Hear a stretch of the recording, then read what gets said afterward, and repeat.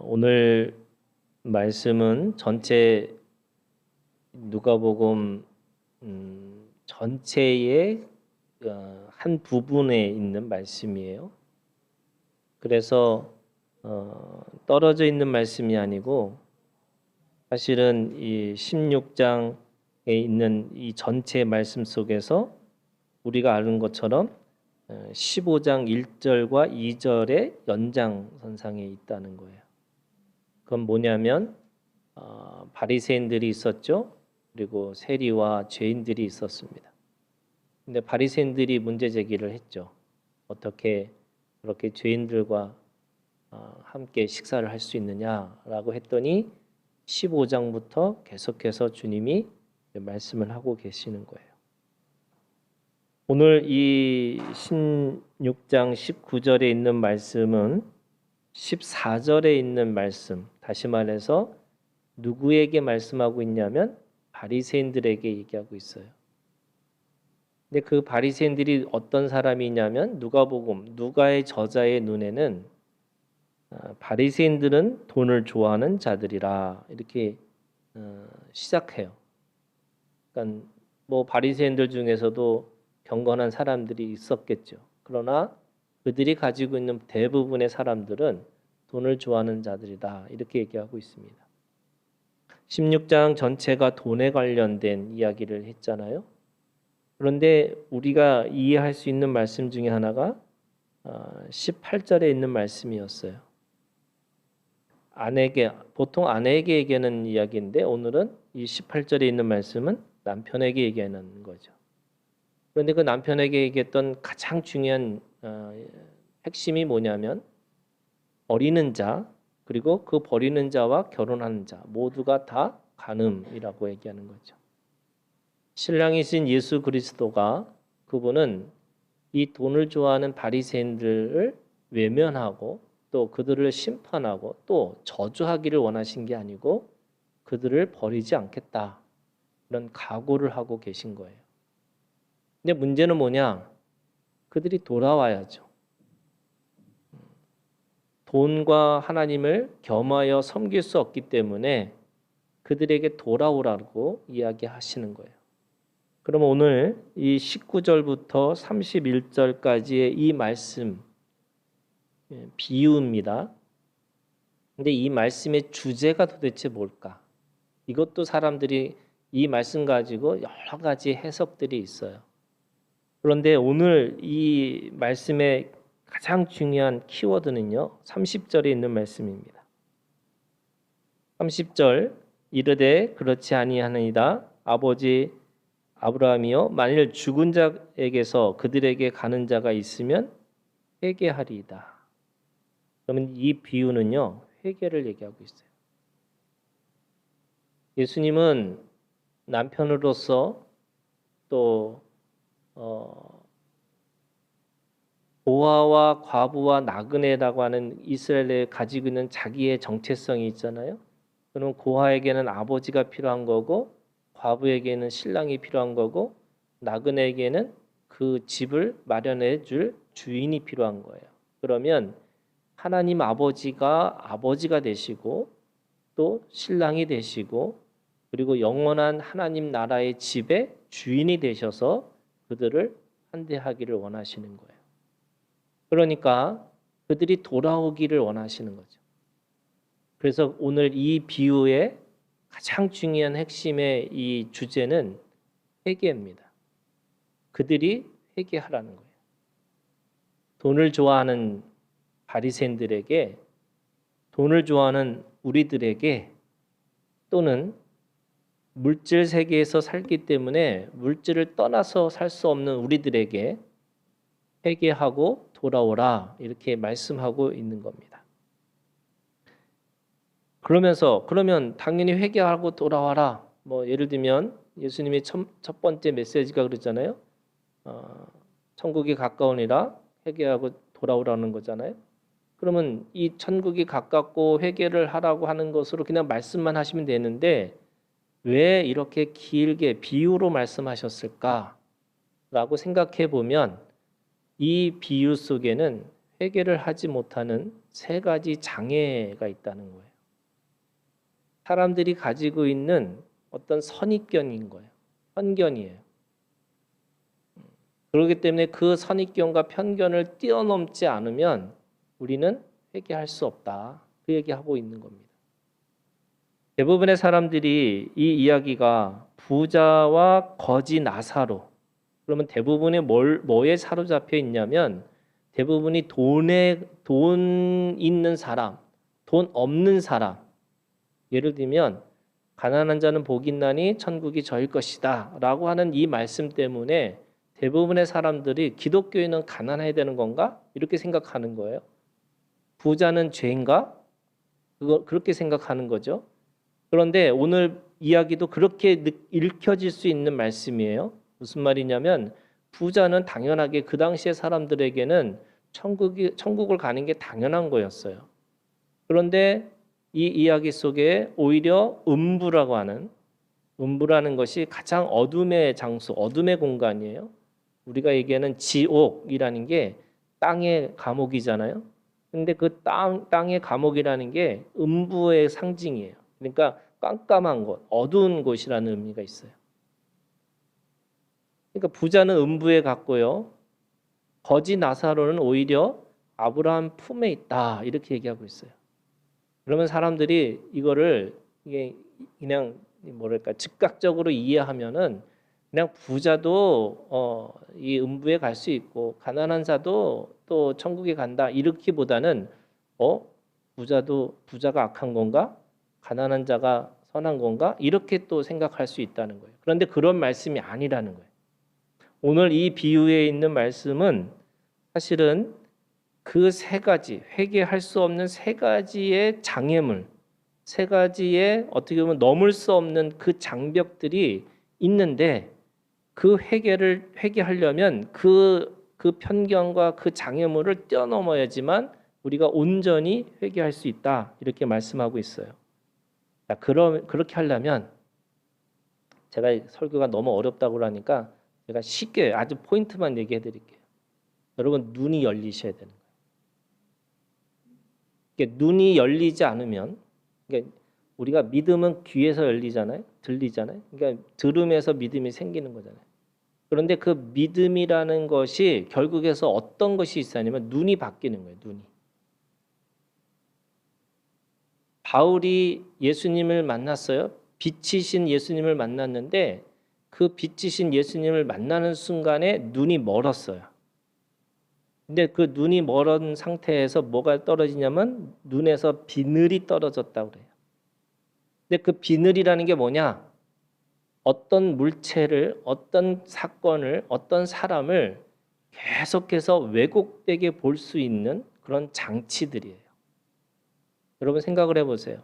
빨간 안경을 쓰고 세상을 바라보면 다 빨간색인 거죠. 내가 여기에 뭔가 이렇게 눈에 뭔가 이렇게 하나가 걸려 있으면 세상이 맨날 뭔가 하나가 걸려 있는 것처럼 보이는 거예요. 그래서 아무리 소리를 들은다 할지라도 사실은 눈이 열리지 않으면 그 소리가 진짜인지 가짜인지를 분간할 수가 없는 거예요. 그래서 이 기드온이 그런 거잖아요. 기드온이 하나님의 소리를 들었어요. 너는 강한 용사라고. 자기의 정체성은 사람들한테 자기 스스로 겁쟁이라고 생각했는데 하나님은 그를 가장 강한 용사라고 부르셨어요. 근데 부르는 것까지는 안 돼요. 뭐 해야 돼요? 내가 직접 봐야 돼요. 그래서 강에 나가서 이슬이 다 있지만 그 솜이 있으면 양털의 솜이 그거는 이슬이 안 맞았으면 좋겠습니다. 그래서 눈으로 봤어요. 그랬더니 거꾸로 이제는 그 솜털에만 이슬이 내리고 나머지 땅에는 이슬이 내리지 않게 해주세요. 뭐해요? 자꾸 보여달라는 거예요. 그래서 보여주는데 사실은 내 눈에서 비늘이 떨어지지 않으면 내 눈에서 그것이 내가 시각이 바뀌지 않으면 관점이 바뀌지 않으면 아무리 소리를 들어도 그게 어떤 소리인지 정확하게 몰라요. 그래서 눈이 떠지셔야 돼요. 이게 지금 이 이야기 속에서 가장 중요한 핵심이에요. 자, 그러면 세 가지 장애가 뭘까? 첫 번째요. 여기에는 가난한 자와 부자를 나누는 우리들의 마음의 경계가 있다는 거예요. 이게 무슨 말일까?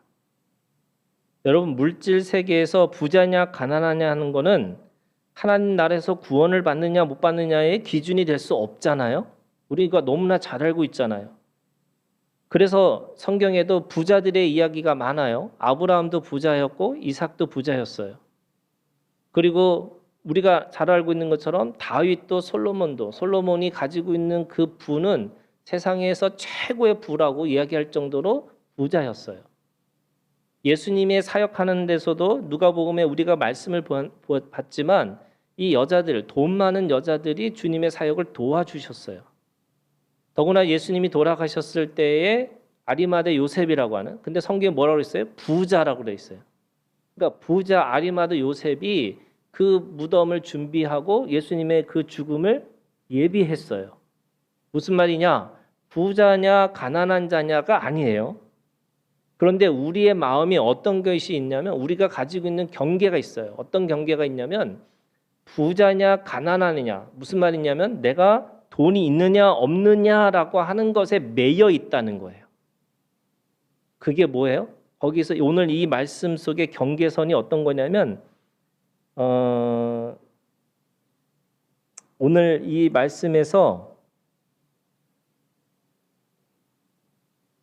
20절에 그런데 나사로라 이름하는 거지가 헌데투성이로 그의 대문 앞에 버려진 채, 이렇게 돼 있어요. 자, 그러면 무슨 말이냐면 그의 경계선이 뭐냐면요, 대문이에요. 부자와 가난한 자에 갈라놓는 대문이 있어요. 이 대문이라는 이 표현은 굉장히 큰 나무예요. 큰 문이에요. 그러니까 예를 들면 우리가 생각하는 양반집의 큰 문과 같은 거예요. 그 문과 이 문 사이에 부자냐 가난하냐라는 것에 대해서 사람들이 그 경계선을 어떻게 해요? 넘어갈 수가 없어요. 부자도 가난한 자한테 갈 수도 없고 가난한 자도 부자한테 갈 수가 없어요. 왜? 사람들이 생각하는 거예요. 물질 세계에서는 내가 가지고 있는 이 물질이 내 존재라고 스스로, 여러분 우리는 그렇게 배우지도 않았고 성경은 그렇게 얘기하지도 않는데도 여전히 넘어갈 수 없는 문제가 뭐냐면 내가 가난하냐 내가 부자냐는 거예요. 거기에 매여 있어요. 근데 오늘 여러분 부자에게는 이름이 없어요. 근데 거지에게는 이름이 있어요. 나사로예요. 근데 이 나사로라는 이름의 의미가 뭐냐면 하나님이 도우셨다는 뜻이에요. 자, 그러면 천국은 누가 가는 거예요? 하나님께 도움을 요청한 사람이 가는 거예요. 부자든 가난하든 그게 아니에요. 여러분 이 이야기가 우리가 이제 이게 제가 이야기를 할까 말까 이게 설교를 짧게 하려면 이게 하지 말아야 되는데 여러분들의 이해를 돕기 하기 위해서 하는 거예요. 자, 여러분 맞춰보세요. 제가 퀴즈를 낼 테니까. 버스를 타는데 버스를 타요. 그 버스는 60km 이상은 못 타. 자, 60km 이상은 못 타는 거예요. 그런데 59km인데 못 탔어요. 왜 그럴까요? 네? 짐이 있었어요? 그러니까 지금 요 비유가 딱 그런 이야기하고 똑같아요, 여러분. 사람들은 다 뭐의 기준이 있어요? 60km의 기준이 있어요. 그래서 거기에 60km가 됐냐 안 되느냐에 거기에 관심이 있어요. 그런데 왜 못 탔을까요? 차비가 없었어요. 여러분 이걸 이해하셔요? 지금 부자와 가난한 자를 잘 이렇게 만들어 놨어요. 그 이야기 속에. 그래서 사람들은 부자가 가난한 자가 이렇게 얘기하는 거예요. 근데 주님은 그 이야기 속에서 부자냐 가난한 자가 아니에요. 뭐가 초점이라고요? 회개가 초점이에요. 회개하는 사람이 가는 거예요. 그런데 우리는 부자가 못 갔고 가난한 사람은 갔어? 왜 부자는 못 갔고 왜 가난한 자는 왜 갔을까라고 생각해 보니까 부자가 그 가난한 사람 돌보지 않았어. 이렇게 얘기하는 거예요. 이 이야기의 함정이 그거예요. 왜 짐을 가졌으니까 1kg 넘었겠지. 뭐가 기부스를 해갖고 더 올라갔겠지. 뭐 여러 가지 생각하는데 그게 아니에요, 여러분. 천국은 뭘로 가요? 믿음으로 가요. 진짜요? 지금 부자한테 뭘 원하는 거예요? 사람들은 부자한테 선행을 했느냐 안 했느냐를 문제를 따지는 거예요. 근데 그거 아니라니까요. 부자냐 가난한 자가 아니라 부자든 가난한 자든 하나님 앞에 은혜를 구하는 자가 가는 거예요. 그런데 은혜를 구하지 않았어요. 하나님은 은혜를 주시기를 원하셨어요. 어떻게 은혜를 주시기를 원하셨어요? 여러분 보세요. 이 부자가 아브라함을 향해서 뭐라고 불러요? 뭐라고 불러요? 아버지라고 불러요. 지금 이 부자도 아브라함의 자손이에요. 그런데 그 아브라함의 자손임에도 불구하고 왜 그는 음부에 갈 수밖에 없었을까? 하나님은 은혜를 베푸셨는데 그에게는 뭐가 없었냐면 믿음이 없어요. 어떤 믿음이요? 은혜를 구하는 믿음이 없어요. 제가 그랬잖아요. 여러분, 은혜는 관이고 물이에요, 물.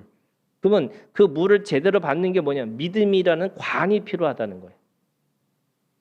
믿음이라는 관이 필요하려면 그 관을 만들어서 그 은혜가 들어오게끔 만들어줘야 되는데 하나님이 은혜를 아무리 퍼주셔도 내가 믿음이 없으면 무슨 믿음이요? 은혜를 구하는 믿음이에요.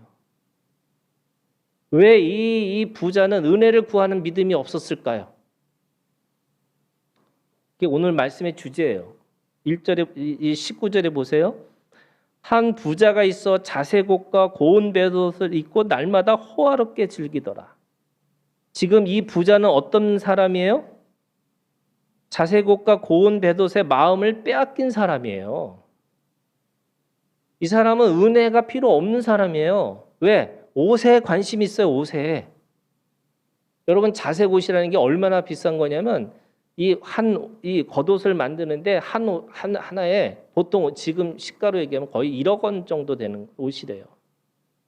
자색 옷을 입었어요. 거의 왕족이에요. 귀족이에요. 지금으로 얘기하면 상표를 잘 모르니까 제가 아무튼 그 옷이에요. 이게 여자분들은 바로 알아들을 거야. 그 옷이에요. 예. 한 벌에 1억이 된대요. 거기다가 고운 벨옷을 입고 뭐 해요? 날마다 호화롭게 즐기더라. 근데 여기에 포인트가 뭐가 있냐면 날마다예요. 날마다. 한 번 파티하는 게 뭐가 나쁘겠어요? 한 번 잔치하는 게 뭐가 나쁘겠어요? 그런데 그 마음에 어서면 날마다 그걸 가지고 즐기고 있어요. 왜? 내가 가지고 있는 이것이 나에게 있어서 최고고 이것을 통해서 세상에서 뭔가 즐기고 살아야 된다고 생각하는 거예요. 그런데 그 대문 바로 앞에 있는 거지 나사로. 그 거지 나사로와 바로 한 발자국인데도 불구하고 거기를 넘어갈 수가 없는 거죠. 은혜냐 은혜가 아니냐. 다시 말해서 은혜를 구하는 자냐 은혜를 구하지 않는 자냐. 이게 사실은 그 경계선이 뭐냐면 대문이에요. 그 대문의 경계선 속에서 그들이 있는 거죠. 두 번째는요. 여러분 이 말씀 속에는 어떤 경계선이 우리한테 선입견이라는 게 있는데 그게 뭐냐면 좋은 것과 나쁜 것을 바라보는 마음의 경계가 있어요. 우리한테. 자, 부자, 가난한 자 여기에 마음을 빼앗겨요. 두 번째는 뭐냐면 좋은 일, 나쁜 일이에요. 그래서 좋은 일이 있으면 하나님 앞에 내가 믿음이 있다고 생각하는 거예요.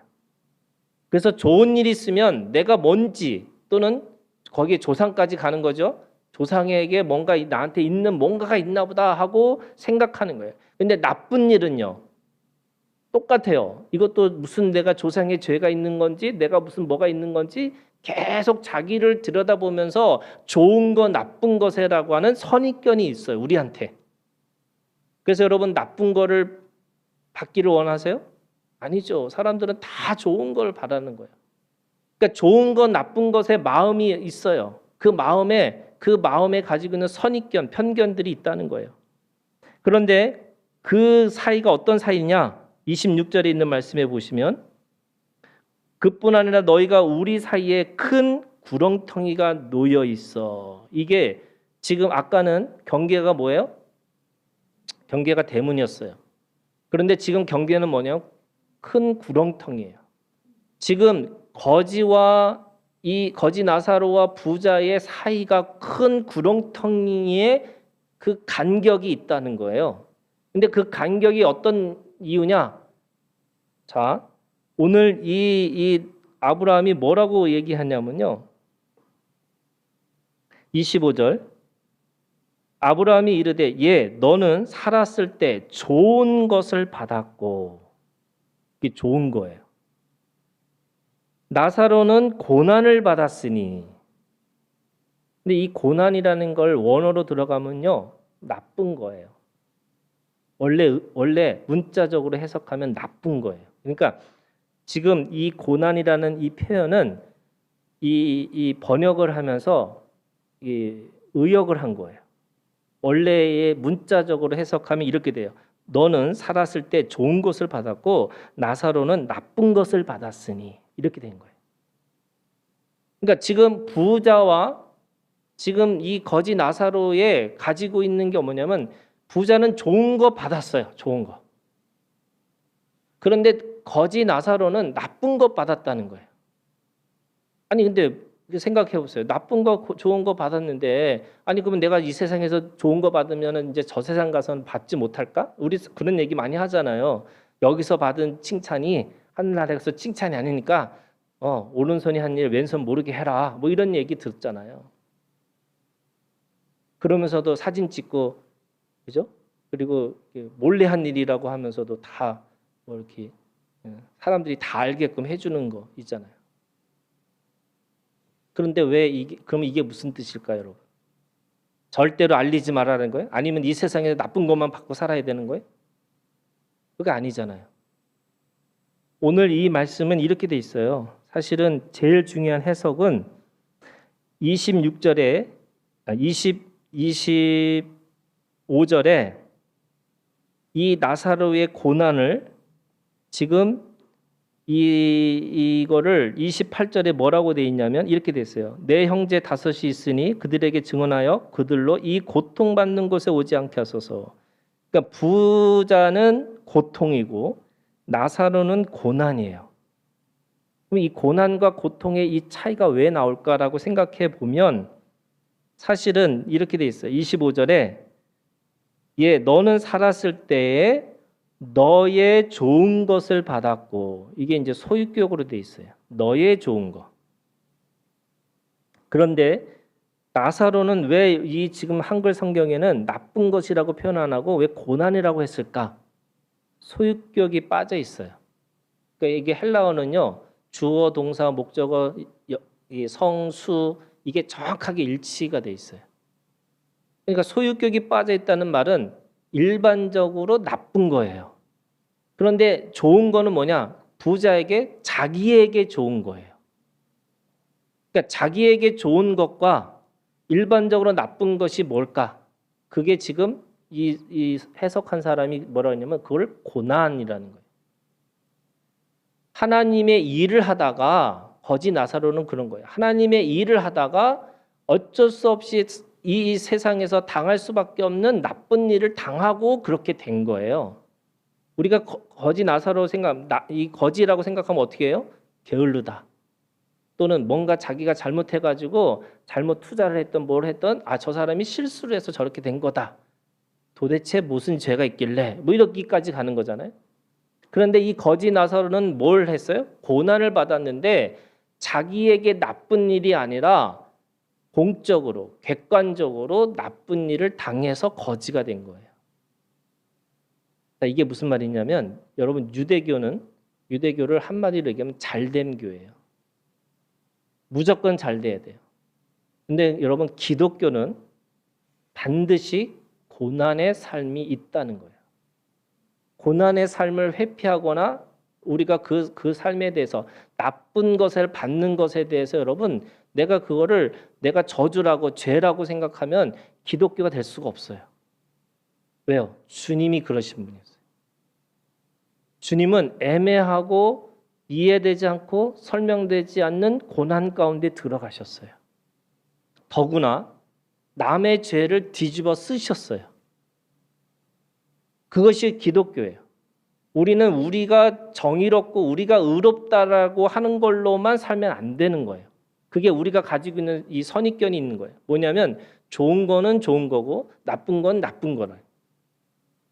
근데 그 사이가 뭐예요? 큰 구렁텅이가 있어요.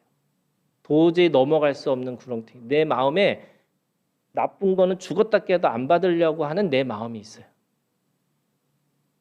그렇기 때문에 고난에 들어가지 못하고 고난을 자처하지도 못하고 내가 예수 그리스도의 십자가는 그냥 먼 예수님만 받으시는 거고 나하고는 아무 별개라고 생각하는 게 내 마음의 그 간격이 큰 구렁텅이와 같다는 거예요. 자, 세 번째는요. 세 번째 우리의 마음의 경계가 있어요. 그 어떤 것이 있냐면 오늘 이 나사로의 이것을 보니까 부자가 뭐라 그래요? 자기 집에다가 5 형제가 있는데 집에다가 사람을 보내서 빨리 그들이 회개할 수 있도록 도와달라. 이렇게 얘기해요. 그랬더니 아브라함이 뭐라 그래요? 31절이에요. 이르되 모세와 선지자들에게 듣지 아니하면 비록 죽은 자 가운데서 살아나는 자가 있을지라도 권함을 받지 아니하니라. 자, 사람들에게 뭐가 있냐면요. 새 것과 옛 것을 바라보는 마음의 경계가 있어요.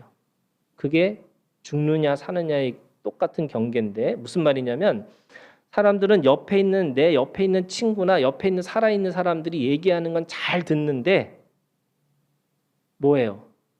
하나님께서 말씀하신 기록된 성경이나 하나님의 말씀을 가지고 있는 그렇게 살았던 믿음의 선진들의 이야기는 듣지를 않는다는 거예요. 그래서 내가 옆에 있는 사람들이 더 중요해요. 여러분 아브라함을 왜 공부하냐면 아브라함이 오늘 우리한테 말씀하시기 때문에 그래요.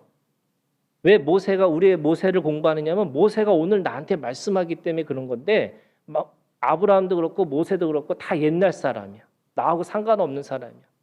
그래서 누구한테 얘기를 듣냐면 내 친한 친구라고.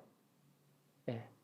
그리고 내가 가장 편하다고 생각하는 사람들의 이야기를 들어요. 그런데 오늘 뭐라 그래요? 그 사람한테 듣든 누구한테 듣든 듣지 않는 사람은 절대 안 들을 거고 들을 사람은 다 듣는다는 거죠. 모세와 선지자들에게도 들을 수 있는 귀는 또 듣겠지만 그들에게도 듣지 않는 사람에게는 그들은 아무리 죽었다가 살아난 사람들의 이야기도 듣지 않겠다는 거예요. 저희 장인어른 목사님이 이 천국과 지옥을 간증이라고 하셨어요. 돌아가셔서 한 몇 시간 돌아가셨다가 다시 깨어나셨어요. 그러면서 천국과 지옥에 대한 간증을 하셨거든요. 지금도 유튜브 찾아보면 아버님 간증이 나와요. 박용규 목사님이라고. 근데 그 간증을 들어보면요. 야, 우리가 지금 이렇게 살면 안 되는데? 라고 생각할 정도로 끔찍하고 또 우리가 어떻게 살아야 되는지를 그렇게 아주 정말 적나라하게 뭐 도끼 들고요. 이게 뭐죠? 톱 들고 막 이렇게 들시면서 칼 들고 이 설교를 하세요. 왜? 지옥에서 그걸 보셨다고. 그들이 그렇게 어떻게 심판받는지를 보고 있다. 그런데도 안 믿어요. 그러니까 무슨 말이냐면 오늘 우리가 하나님의 말씀 안에서 가지고 있는 마음의 경계선들이 있는 거예요. 아유, 산 사람이나 얘기 듣지 뭐 죽은 사람 얘기까지 들어. 이게 뭐냐면 삶과 죽음의 이 간격을 죽었다 깨도 넘어갈 수가 없어요. 내 옆에 있는 사람 얘기 듣고 내가 친한 사람 얘기 듣고 나한테 잘해주는 사람 얘기 듣지 어떻게 예수님 얘기를 듣고 어떻게 해서 말씀을 읽어. 내가 그것은 그냥 말씀은 너무 먼 얘기고 나하고 상관없는 이야기인 것처럼 생각하는 거예요. 근데 뭐라 그래요? 이 귀가 뚫린 사람은 누구에게도 다 듣지만 귀가 막힌 사람은 아무리 좋은 얘기를 해도 아무리 누가 죽었다 깨어나도 그 얘기 듣지 않는다는 거예요. 자, 그러면 회개라는 게 뭐예요? 이 3가지 장벽을 다 넘으셔야 돼요. 부자냐 가난하느냐 이거 넘으셔야 되고요. 그 다음에 내가 하나님 앞에서 이게 좋은 거냐 나쁜 거냐 이것도 넘으셔야 돼요. 여러분 나쁜 것도 하나님이 나한테 주실 때가 있어요. 여러분 그거 믿으셔야 돼요. 그 나쁜 것도 내 인생이고 내가 살아야 될 하나님 앞에 책임인 거예요. 그런데 계속 뭔가 좋은 것만 쫓아다니다 보면 이 부자처럼 눈이 멀어가지고 계속 좋은 것만 쫓아서 살다 자기에게 유익한 거, 자기에게 좋은 것만 쫓아서 살 수밖에 없어요. 죽은 거, 산 것에 대한 옛 것과 지금 것에 대한 이것에 대한 막혀 있으면 또 우리는 죽었다 깨도 하나님 말씀을 들을 수가 없는 거죠. 자, 그러면 이거를 넘어서려면 어떻게 해야 될까요? 오늘 말씀이 그거예요. 여러분 회개할 수 없는 이 장애물들을 어떻게 넘어설 수 있을까라고 생각해 보면 31절에 우리에게 말씀하고 있는 거예요. 모세와 선지자들에게 듣지 아니하면, 그럼 거꾸로 얘기하면 모세와 선지자들에게 말씀하시는 그 말씀을 읽으셔야 돼요. 자, 오늘 그게 오늘 말씀의 주제예요. 여러분 시편 119편, 이 시편 119편은 제일 긴 시편이거든요. 그리고 제일 긴 장이에요.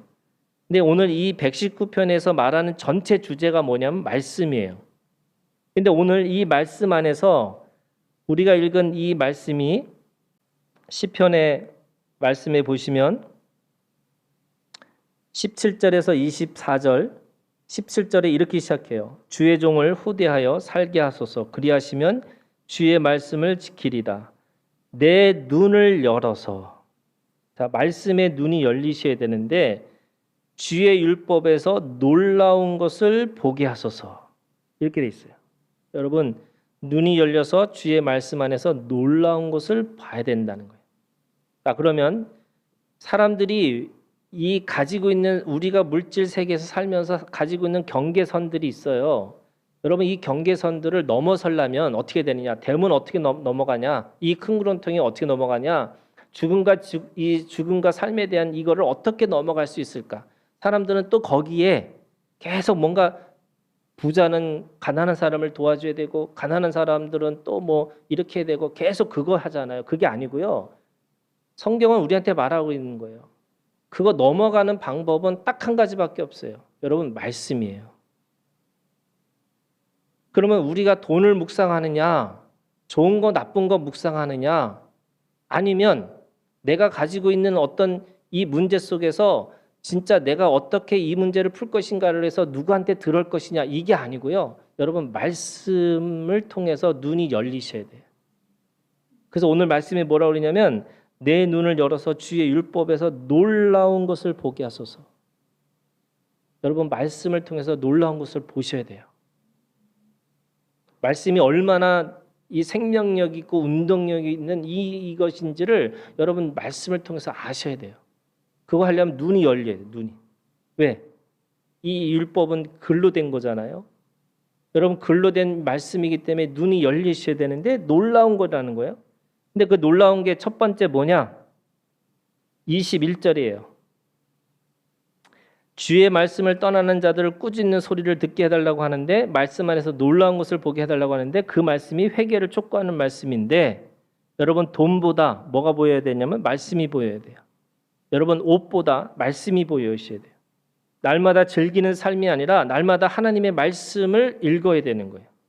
읽고 하나님께 돌아오라는 뭘 들어야 되느냐면 꾸지람이에요. 여러분 오늘 이 말씀 속에 뭐라고 그러냐면 21절 교만하여 저주를 받으며 주의 계명들에서 떠나는 자들을 주께서 꾸짖으셨나이다. 여러분 말씀을 통해서 징계하고 말씀의 심판과 말씀이 돌아오라고 하는 회개의 촉구들을 들으셔야 돼요. 근데 어떻게 해야 돼요? 읽음으로써. 말씀 읽으셔야 돼요. 내가 이해되지 않고 설명되지 않는 거지만 여러분 그 읽다 보면 어느 순간에 하나님의 말씀을 통해서 하나님의 음성이 들리는 거예요.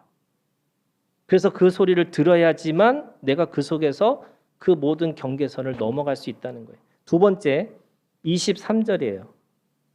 고관들도 앉아서 나를 비방하여 싸우나 주의 종은 주의 율례들을 작은 소리로 읊지렸나이다. 이게 작은 소리로 읊지른다는 게 묵상입니다. 저주를 만날 때마다 힘들고 어려운 일을 만날 때마다 우리는 고통 가운데 있으면 안 되는 거고요.